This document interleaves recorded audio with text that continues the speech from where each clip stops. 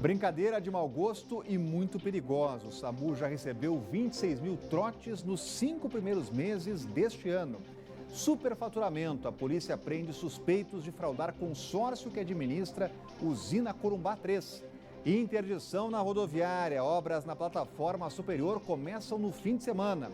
Trânsito. Esplanada tem trânsito interditado durante a tarde para evento organizado pela Secretaria Nacional de Segurança. E mais, casal de onças pardas é visto na região rural de Braslândia. Uma boa noite a você, eu sou Rodrigo Orengo e o Band Cidade, segunda edição, está começando agora.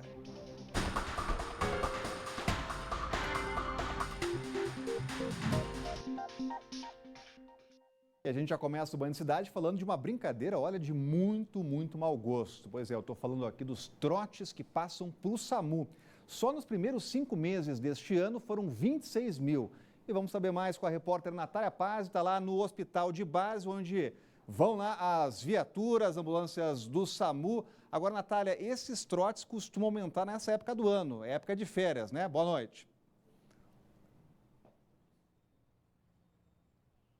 Boa noite, Orengo, a todos que acompanham o Band Cidade. Sim, infelizmente, esse tipo de comportamento inadequado aumenta agora durante o período de férias escolares. Desses 26 mil, mais de 7 mil aconteceram só em janeiro durante as férias de verão. E a expectativa do SAMU é de que esses números se repitam agora em julho, durante as férias de inverno. E é por isso que a gente faz um alerta aos pais para que conversem com as crianças e expliquem que esse tipo de brincadeira de mau gosto pode prejudicar muito quem realmente precisa de atendimento médico, Orengo. A gente fica pensando nisso, né, Natália? A gente está vendo, inclusive, um movimento atrás de você. Acabou de chegar uma ambulância ali para estacionar. Quando as pessoas mais precisam, tem lá o engraçadinho fazendo esse tipo de brincadeira. Agora, mais que brincadeira, isso é crime, não é crime? Porque pessoas são deixadas ali sem atendimento. Tem previsão aí no Código Penal, Natália? Então, Orengo, a gente lembra que quando um trote ele é detectado, pode gerar uma detenção de até 6 meses e também a aplicação de uma multa. O Código Penal, infelizmente, ele não estabelece o valor dessa multa, mas em cidades como Fortaleza, por exemplo, esse valor é de até R$500. E também existe um projeto no Senado que tramita desde 2015 que pretende aí endurecer esse tipo de punição para quem pratica trotes. Mas esse projeto ele está parado na CCJ desde fevereiro, aguardando então um relator. E a multa tem que ser pesada, pesadíssima, tem que pegar inclusive o responsável. Tem muita criança envolvida nisso, tem que pegar o responsável por isso. Agradecer aqui a Natália Paz, falando lá do Hospital de Base.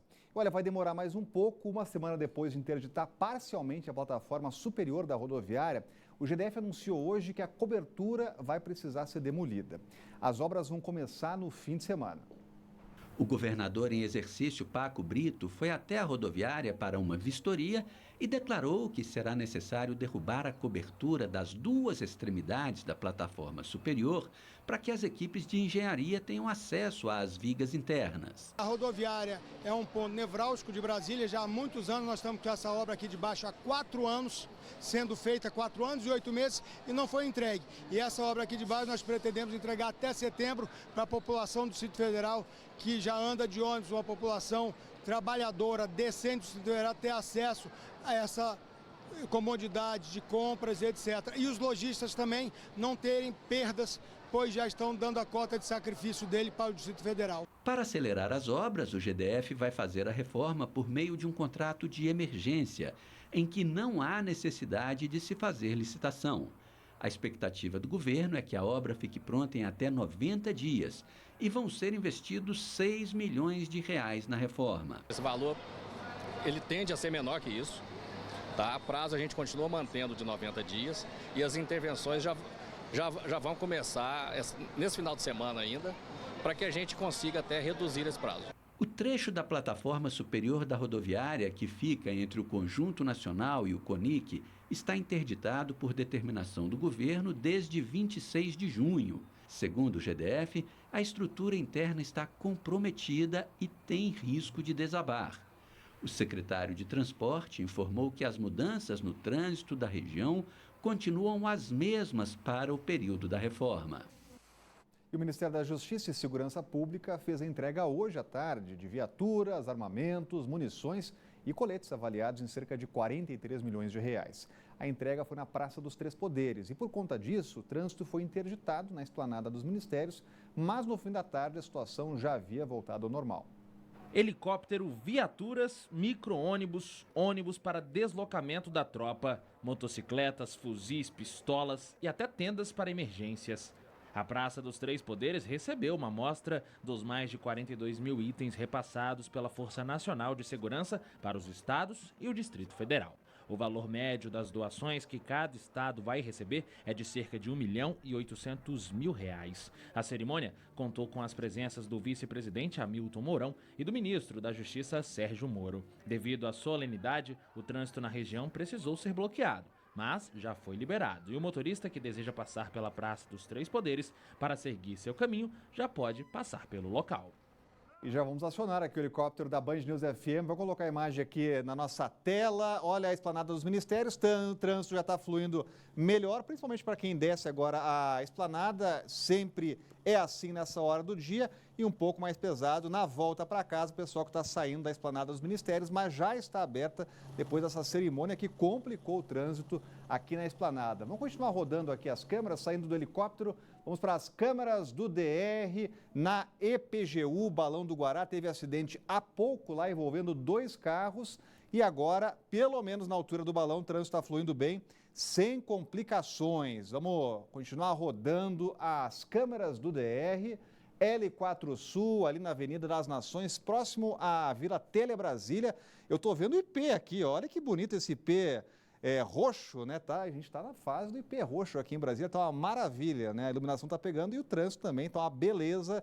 Vamos continuar, vamos torcer, continue assim, né? São as férias escolares e melhoram muito o trânsito. Vamos para mais uma via aqui, estrutural, na altura da cidade do automóvel. Olha que beleza aí, ó, sem problema. A gente geralmente tem congestionamento nessa altura da via, mas hoje tudo beleza, sem congestionamentos. Vamos fechar aqui o nosso giro. Lá na EPTG também, fluindo muito bem o trânsito e que continue assim, hein? Sempre quando a gente tem férias escolares, o trânsito melhora e muito. Agora, todo mês de julho é a mesma coisa. A gente estava falando há pouco das férias escolares, pois é, e com o início desse período também temos aqui uma redução do transporte público do DF. A partir da semana que vem tem menos ônibus rodando e, para completar, tem greve do metrô que continua.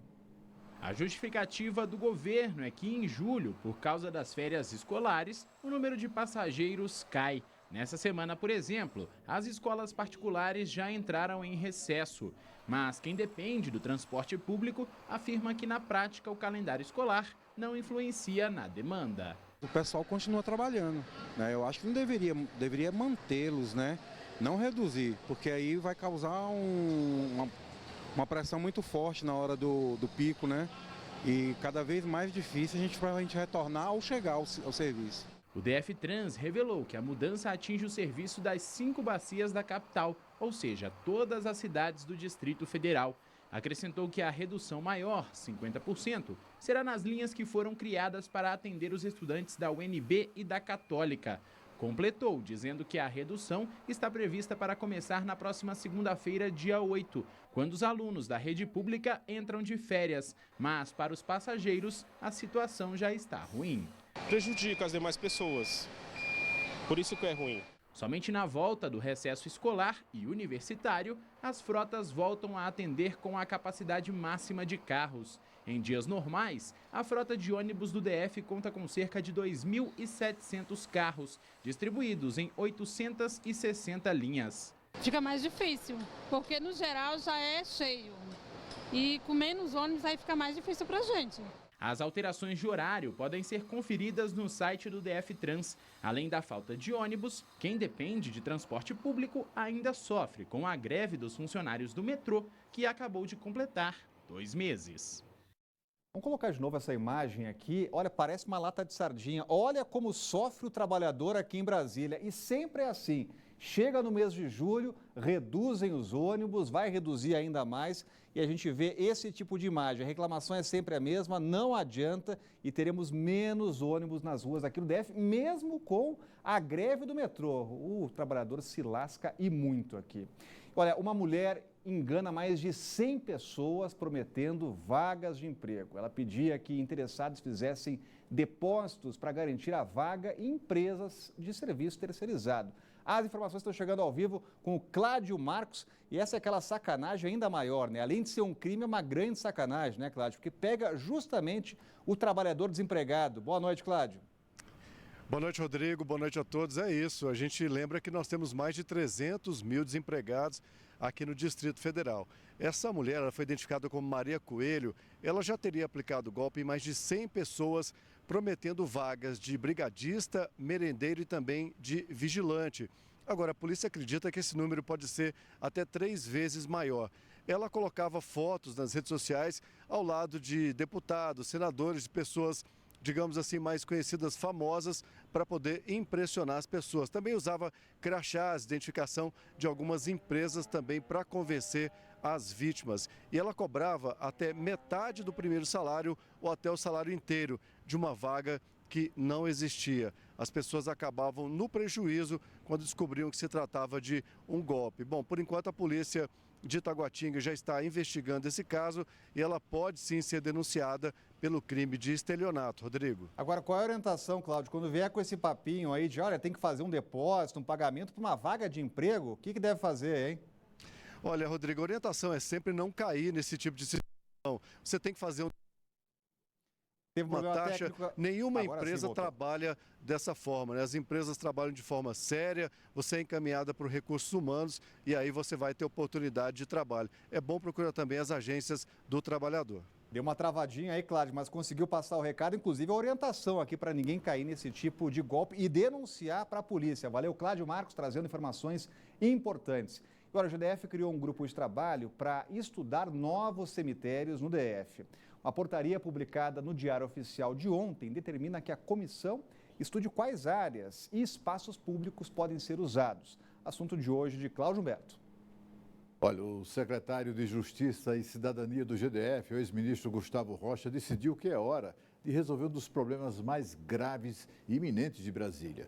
O cemitério Campo da Esperança está esgotando a sua capacidade e dentro de 2 anos já não haverá espaço para enterrarmos os nossos mortos.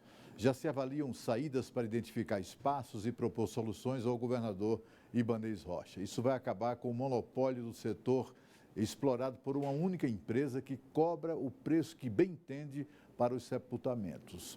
Outro problema que precisa ser resolvido é a revogação de uma lei distrital atrasada, abusiva, que por razões religiosas proíbe a cremação de corpos. É preciso respeitar a opção daqueles que não veem problemas, nem mesmo religiosos, de cremar o corpo do ente querido falecido. O ex-presidente do consórcio que administrava a usina hidrelétrica Corumbá 3 é investigado por fraudes. Os contratos ganhavam aditivos que não passavam de desvios para empresas de fachada. A fraude teria rendido quase 7 milhões de reais. 4 pessoas foram presas e 7 mandados de buscas cumpridos. Uma das prisões foi realizada no interior de São Paulo, nesta casa de luxo. Aqui morava o ex-diretor-presidente do consórcio que administrava a usina hidrelétrica Corumbá 3, que fica no município de Lusiânia, região do entorno do Distrito Federal.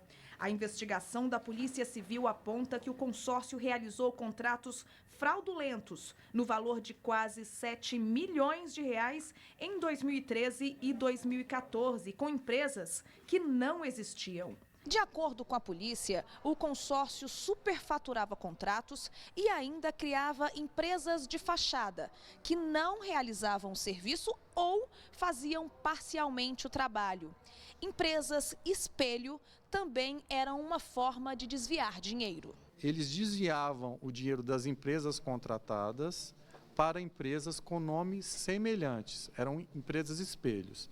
E o outro tipo de fraude eles criavam empresas fictícias para serem contratadas para a realização de serviços que eles não eram prestados. A investigação começou em 2015 e foi comandada pela Coordenação de Repressão a Fraudes, a CORF. Eles podem responder pelo crime de estelionato, falsidade ideológica, falsidade de documento, lavagem de dinheiro e associação criminosa. Além do preso em São Paulo, a polícia também prendeu preventivamente uma pessoa no Distrito Federal, na região do Guará, e 2 em Goiás, em Aparecida de Goiânia e Lusiânia.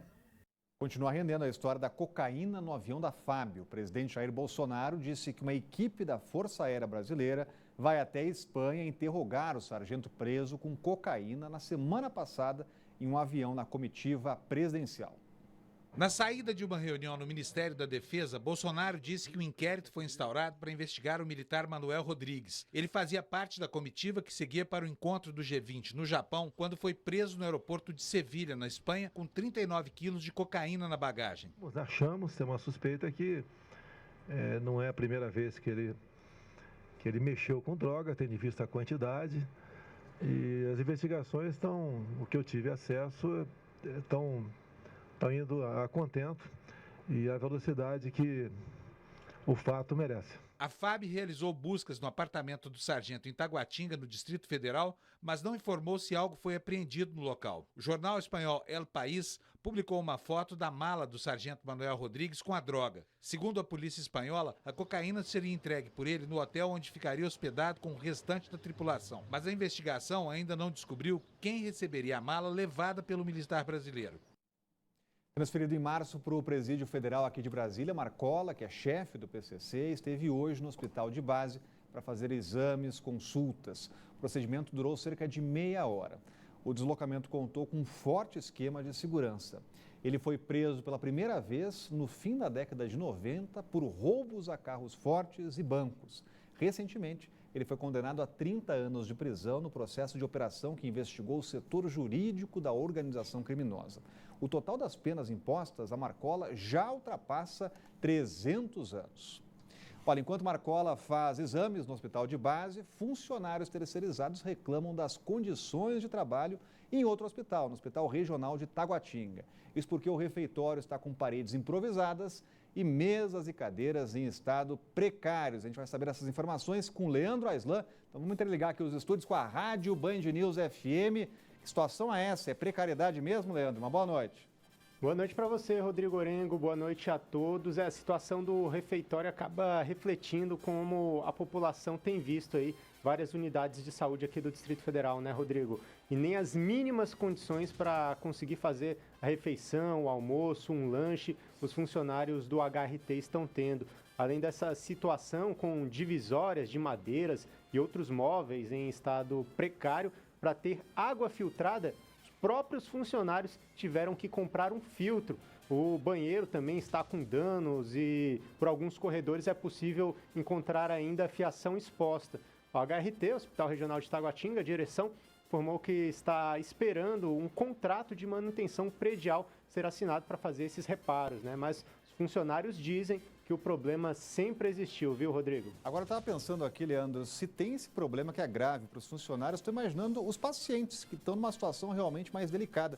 Tem reclamação chegando aí também na Band News FM, eu sei que muita gente reclama aí de hospitais no DF.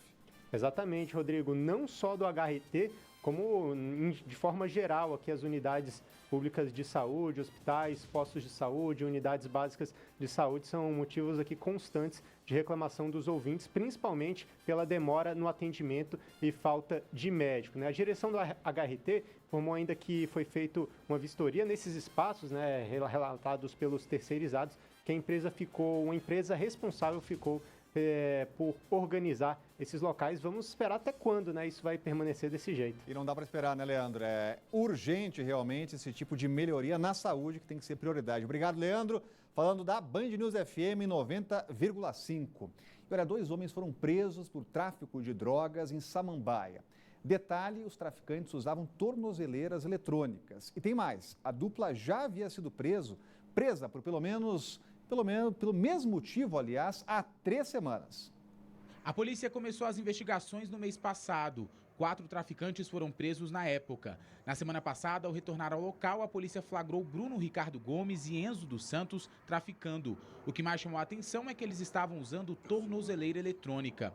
Eles cumpriam pena em regime domiciliar pelo mesmo crime, tráfico de drogas. Os dois perderam o benefício e voltaram para Papuda. Só em junho, 8 pessoas que usavam as tornozeleiras foram presas por crimes como tráfico de drogas, roubo de carros e perturbação. É inacreditável, né? Olha, a Polícia Civil prendeu 2 ladrões responsáveis por diversos roubos a pedestres em Ceilândia. Uma das ocorrências foi a tentativa de um assalto a um PM em uma loja de conveniência no dia 20 de junho. Um dos presos atirou no PM João Batista Monteiro. Está vendo as imagens? Câmeras flagraram o momento em que o militar é atingido por 2 tiros. O PM foi para o hospital e se recupera dos tiros. Na operação, os policiais ainda apreenderam uma pistola e um carro usados no dia do crime. Você vai conhecer agora a história de 2 ultramaratonistas que estão vencendo distâncias mesmo depois do diagnóstico de diabetes tipo 1, uma doença crônica. Os treinos devem ser adaptados, mas nada disso é barreira para a corrida.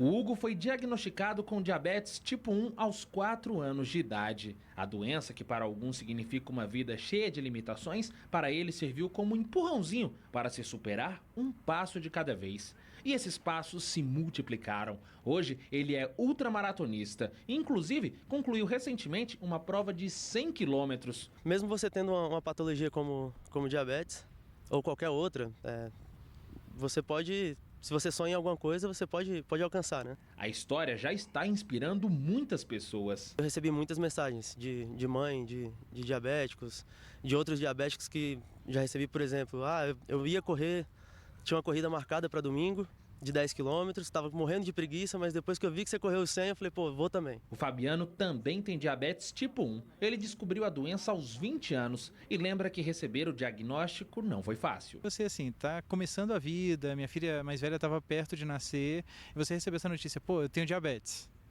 E assim, não tem histórico na família, não tinha ninguém que tivesse diabetes, ninguém para trocar experiência. Então é um susto que você leva. A mudança no estilo de vida até tornar-se ultramaratonista começou há 9 anos. A bomba de insulina está ali, funcionando 24 horas por dia, para dar conta de tanta disposição, para que ele continue a se superar. Ter diabetes não é algo que te limita. Você sempre pode ir além. Aquela história de que o impossível não é uma verdade, é uma crença. E você não acreditar no impossível é você ir vencendo desafios. Então isso foi muito do que me moveu sempre. E que belo exemplo, hein? Olha, veja a seguir, o Enem começa a ter prova digital a partir do ano que vem. Vamos ver agora imagens da Épia Norte. Olha o trânsito aí, trânsito pesado na subida para o Colorado, Planaltina e também Sobradinho. Não saia daí, a gente volta já. Tem novidade no Enem. A partir do ano que vem, o exame começa a ter prova digital. E a meta do Ministério da Educação é que até 2026 as provas sejam totalmente digitais.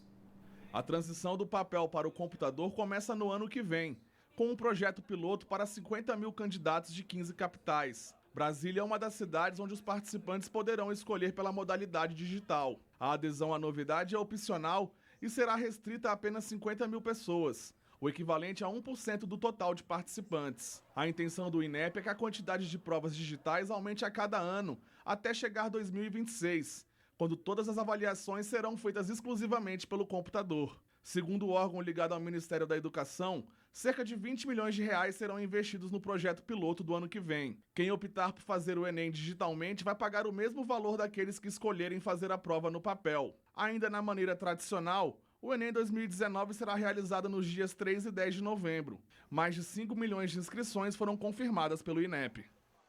Cerca de 400 funcionários da rede de escolas Alub reclamam que estão com salário, auxílio, transporte e alimentação atrasados.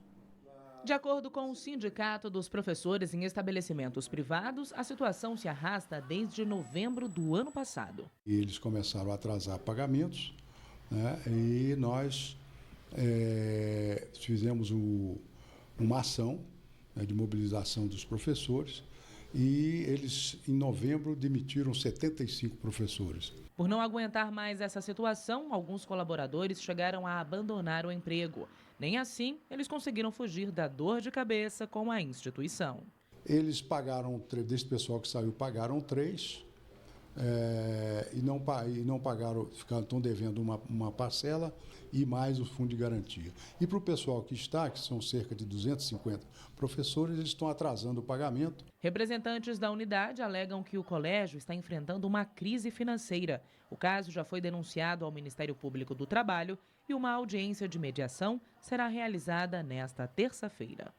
Por meio de nota, a rede de ensino Zalub disse que está com a saúde financeira da instituição comprometida, mas revelou que a gestão trabalha para reverter o quadro com soluções que vão ser implantadas nos próximos dias.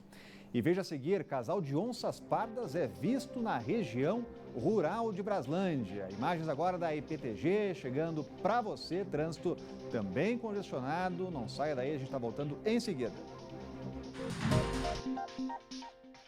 Um flagrante de 2 onças pardas na região rural de Braslândia. As imagens foram captadas no mês de abril, disponibilizadas agora, e está vendo aí nas imagens uma câmera instalada e uma fazenda. É possível ver quando o macho anda pela mata e se senta atento aos ruídos de possíveis presas. Em outro vídeo, a fêmea explora a região. Os dois estão saudáveis e os animais podem chegar a medir cerca de 1 metro e pesar mais de 70 quilos, mas não há motivo para preocupação porque eles costumam fugir ao notar a presença de humanos. A UNB recebe o 3º Congresso Internacional sobre Povos Indígenas da América Latina. O encontro é no campus Darcy Ribeiro, na Asa Norte, e vai até sexta-feira. Participam do evento povos indígenas de 8 países. Na programação tem encontros temáticos e 20 atividades integradoras, como palestras, oficinas, minicursos, também mostras artísticas e rodas de conversa. O objetivo do congresso é ampliar a interação desses povos. E aqui na Band, você sabe, tem um canal direto com a gente para fazer denúncias, mandar vídeos, mostrar aí o que acontece na sua região. É o nosso WhatsApp, olha aqui, ó, aparecendo na tela. Então anote aí o nosso número 99976-9204. Vamos repetir aqui, 99976-9204. A gente combina sempre assim, você manda seu material, faz a denúncia, que a gente aciona a nossa reportagem que vai atrás. Obrigado pela sua companhia, vem aí o Jornal da Band, uma boa noite e até amanhã.